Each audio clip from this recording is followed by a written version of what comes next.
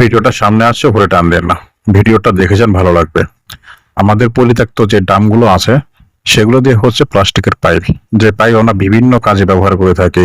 বাসা ওয়ার্ল্ডিং এর কাজে ব্যবহার করে থাকি, সবাইতে পানি ওঠানোর জন্য টিউবওয়েল ব্যবহার করে থাকি, জমিতে পানি দেওয়ার জন্য ব্যবহার করে থাকি, বিভিন্ন কাজে আমরা এই পাইপ ব্যবহার করে থাকি। এত সুন্দর ভিডিও দেখে কার না ভালো লাগে। এদের প্রতিভা অনেক ভালো। ভিডিওতে ভালো লাগলে অবশ্যই ভিডিওতে একটি লাইক দিবেন, পেজটি ফলো করে দিবেন, ভিডিওটা শেয়ার করে দিবেন। ধন্যবাদ।